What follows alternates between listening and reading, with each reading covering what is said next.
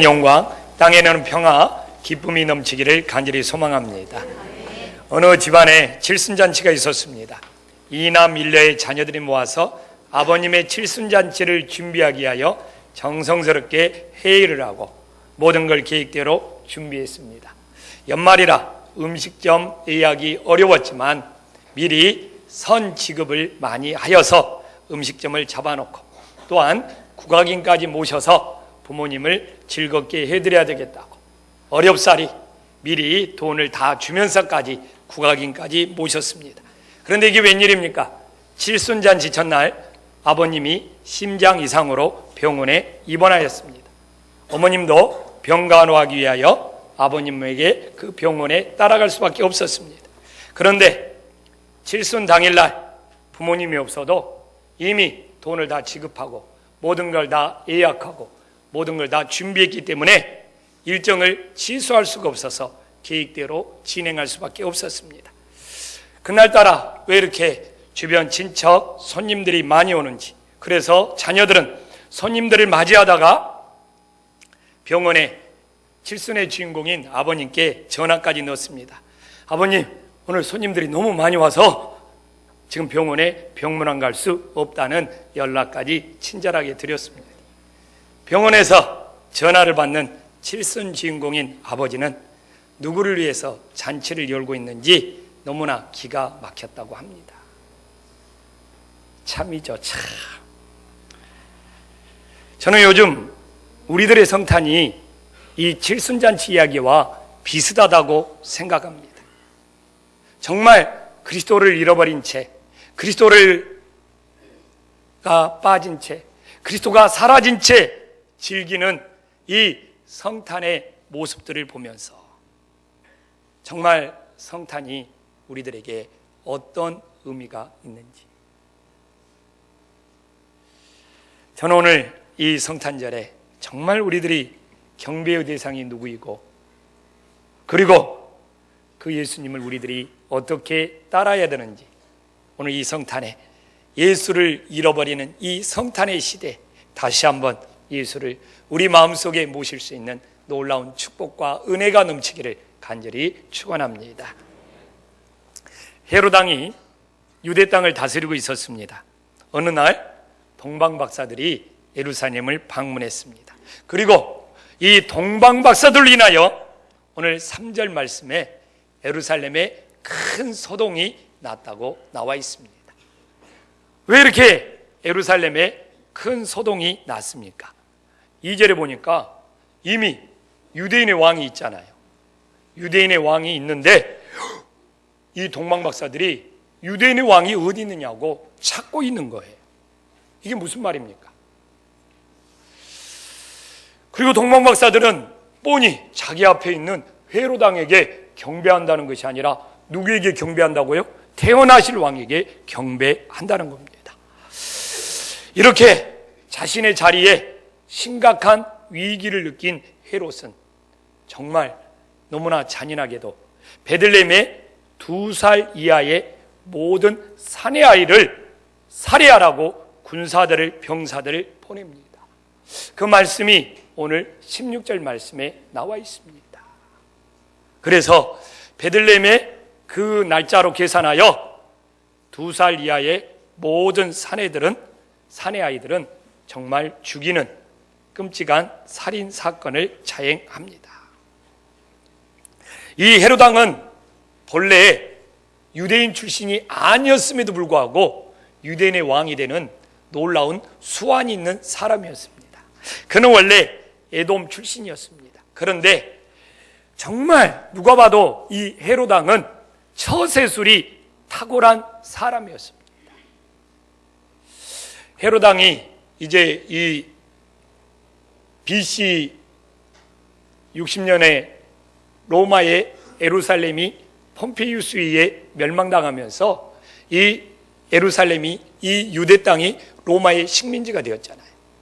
그래서 늘 로마에서 총독을 파송하든 왕을 파송하든 하면서 유대 땅을 다스렸는데, 이 헤롯이 태어났을 때 로마는 제1차 삼도 정치, 제2차 삼도 정치를 거치고 있는 거예요.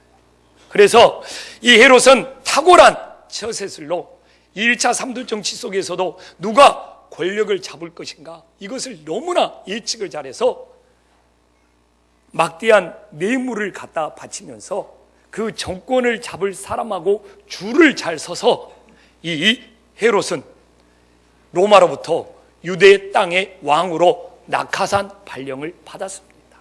어떻게 카이사르가 로마의 실제 권력이 될 줄 알고 로마 이 카이사르에게 막대한 군비 자금을 대주고, 또한 2차 3도 장치가 되자 처음에는 안토니우스에게 막대한 지원을 하면서 안토니우스에게 통하여 자기의 유대 왕으로서의 세력을 견고히 하다가 이 안토니우스가 옥타비누스하고 악티늄의전에서 패배해가지고 실제 옥타비누스가 로마의 실제 정권 권력을 잡자 어떻게 다시 옥타비아누스에게 찾아가서 온갖 감언 이설로 이 안토니우스에게 자기가 충성했던 그 모든 것들에 대하여 어떻게 잘 설득을 해가지고 다시 옥타비누스의 이 지지를 끌어들여가지고 이제는 분봉왕이라는 앞에 그것까지 띄워버리면서 유대의 실제 권력자 로마로부터 유대에 파송받은 최고의 권력, 최고의 왕으로서 유대 땅을 지배하게 됩니다.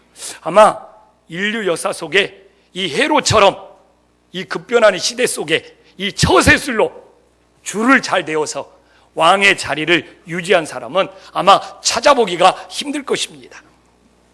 그런데 이렇게 처세술의 달인이었던 이 헤롯은 시간이 흘러가면 흘러갈수록 자기 자신의 자리를 누군가 노리지 않을까 하면서 모든 사람을 의심하게 되는 거예요.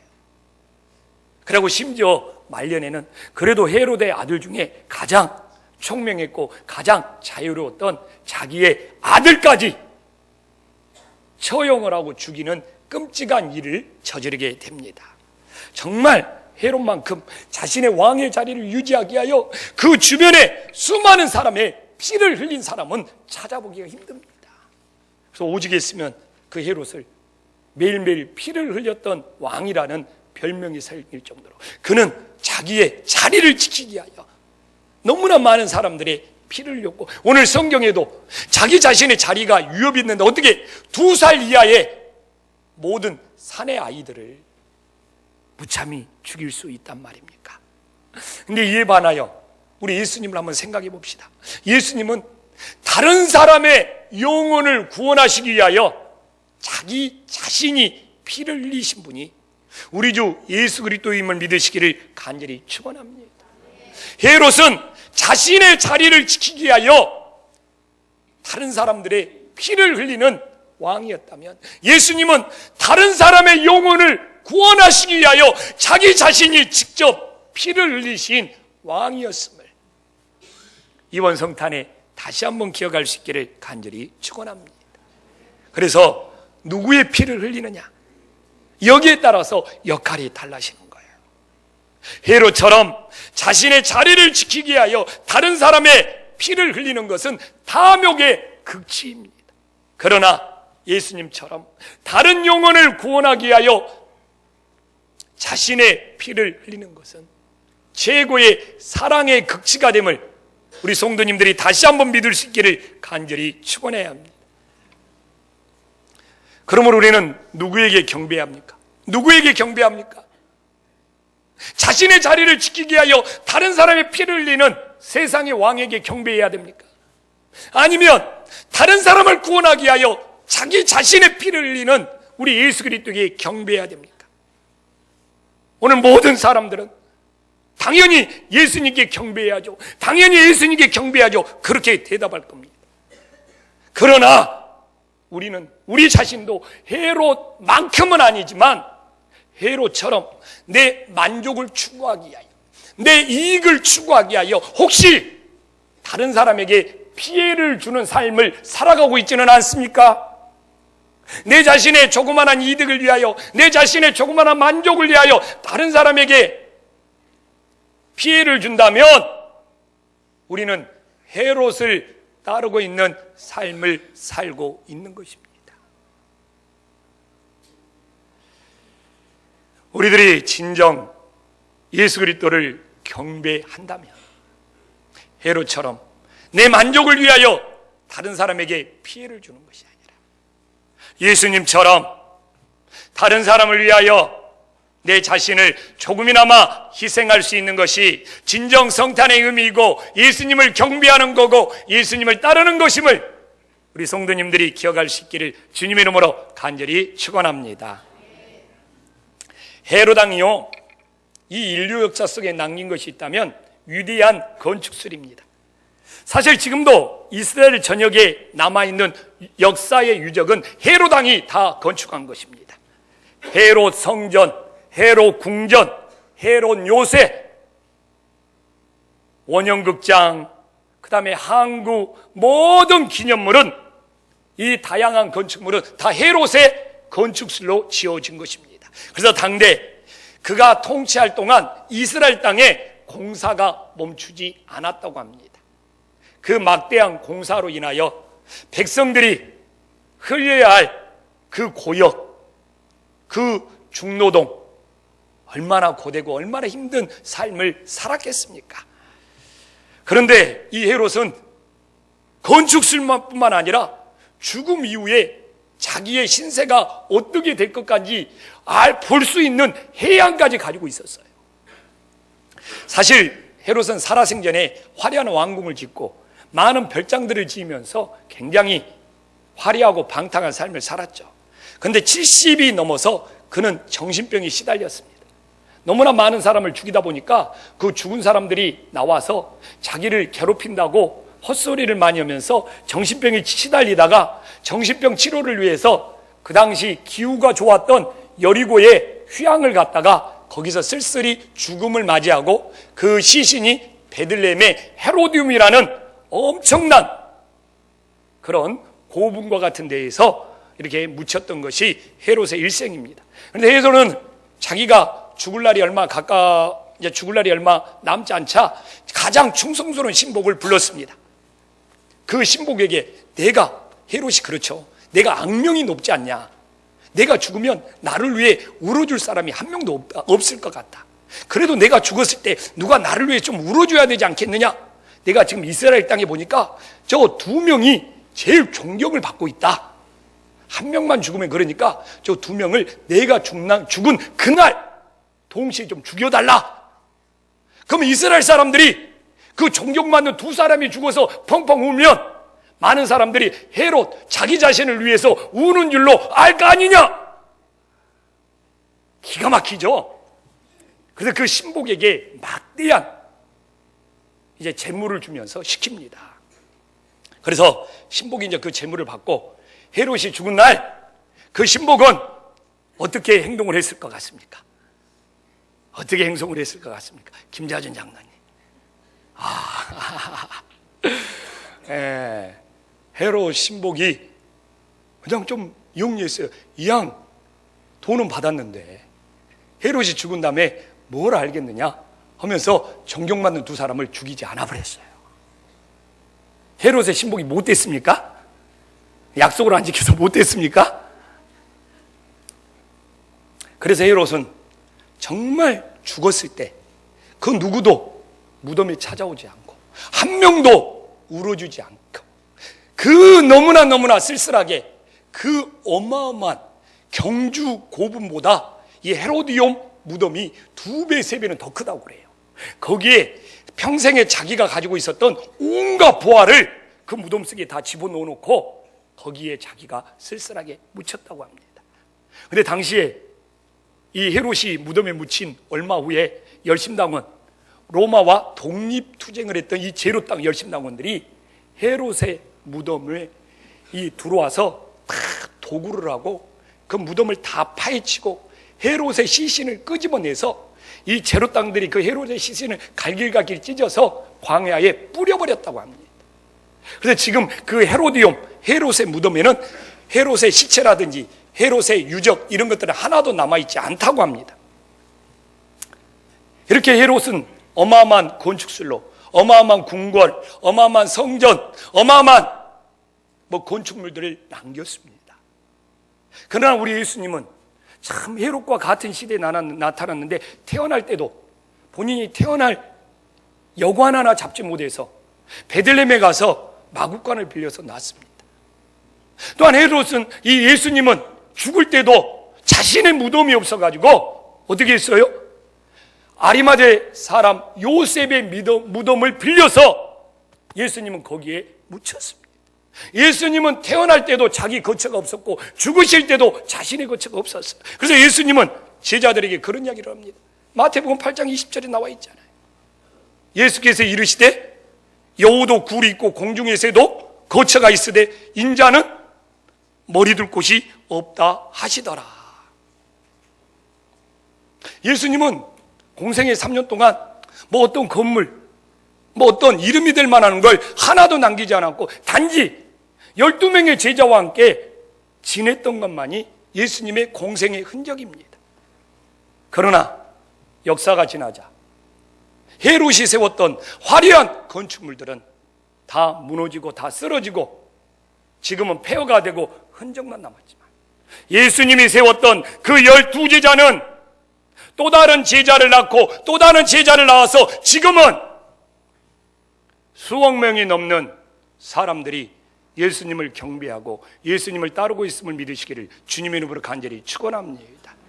우리들이 무엇을 세워야 될까요?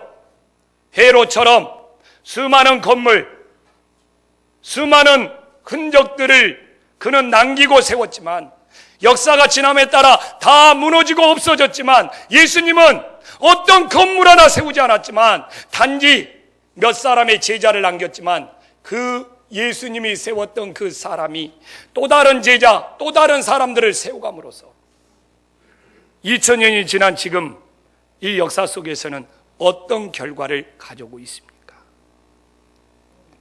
우리는 오늘 이 성탄에 무엇을 세우며 살아가야 합니까? 우리는 무엇을 만들며 살아가야 합니까? 우리는 무엇을 가꾸며 살아가야 합니까? 헤롯처럼 사라진 것들을 세우는 인생이 아니라 예수님처럼 사람을 세워가는 삶들이 될 수 있기를 주님의 이름으로 간절히 축원합니다. 정말 사라져가는 것들을 세우려고 얼마나 많은 사람들이 집착하고 얼마나 많은 사람들이 애쓰고 몸부림치며 살아가고 있습니까? 그러나 정말 중요한 것은 한 영혼을 구원하는 것이고 한 영혼을 세우는 것이고 한 영혼을 제자 삼는 것이고 잃어버린 한 영혼을 찾는 일이 교회의 역사 속에 하나님의 역사 속에 가장 귀하고 소중한 일이 됨을 우리 성도님들이 이번 성탄에 다시 한번 깨달을 수 있기를 간절히 축원합니다. 사실 예수님과 헤롯은 너무너무 달라도 다르죠. 그런데 묘하게 예수님과 헤롯은 서로 얽혀 있는 것들이 너무 많은 거예요. 우선 우리가 기본적으로 둘은 같은 시대에 살았겠죠. 근데 같은 시대에 살았는데 참 재밌는 것은 헤롯이 33년간을 통치했는데 예수님은 몇 년을 사셨죠? 33년. 참 우연의 일치치고는 헤롯은 33년을 통치했고 예수님은 33년의 생애를 살았어요.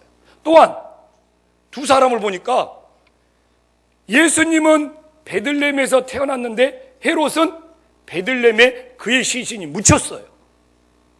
그래서 똑같이 헤롯과 예수님이 베들레헴과 관련이 있는데 한 사람은 베들레헴에서 태어나고 한 사람은 베들레헴에 그 시신이 묻혔어요. 또한 당시에 두 사람은 다 어떻든 왕의 칭호를 가지고 있었잖아요. 한 사람은 로마가 보낸 왕이고 우리 주 예수님은 하늘에서 보내는 왕이었어요. 그런데 지금도 베들레헴에 가면 예수님이 탄생한 자리에 예수님의 탄생교회가 세워져 있고 그리고 맞은편에 헤롯이 묻힌 헤로디움의 엄청난 무덤이 서로 마주보고 있다는 것입니다. 그래서 참 묘한 분위기를 자아낸다고 합니다.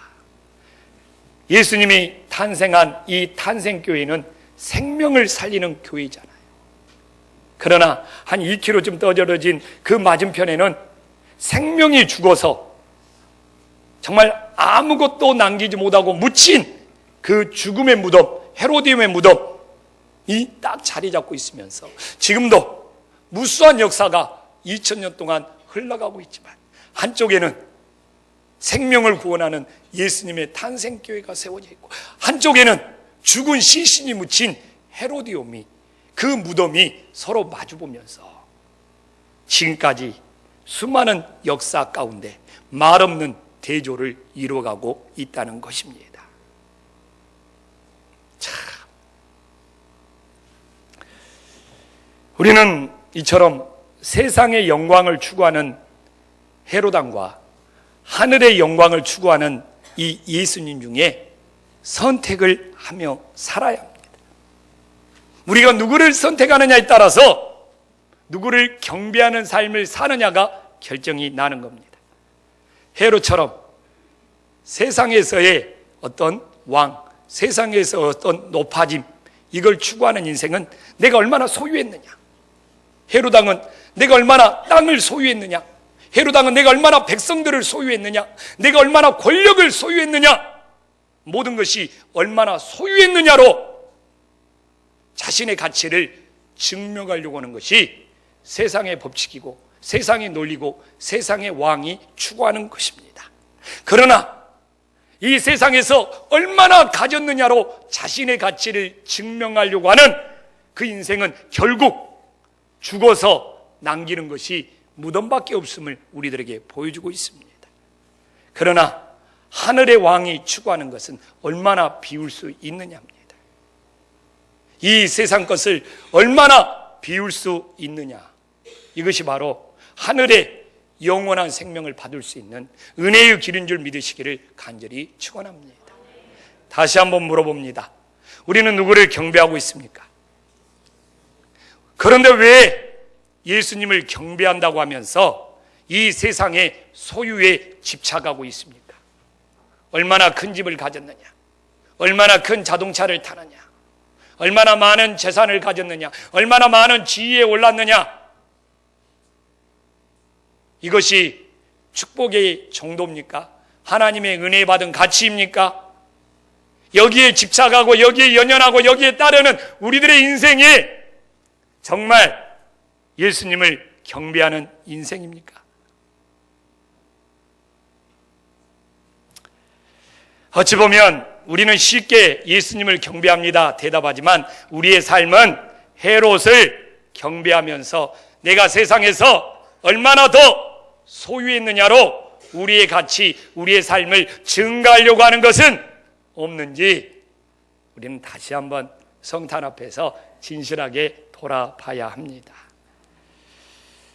정말 이번 성탄 예수님을 경배한다면 정말 세상 것들을 비우고 하늘의 것으로 채워가는 주님의 제자가 될 때 예수님께서 너희들이 진정 나를 경배하는구나, 이것을 하나님께서 인정해 주시는 그런 축복이 여러분들의 삶 속에 넘치기를 주님 이름으로 간절히 축원합니다. 기도하겠습니다.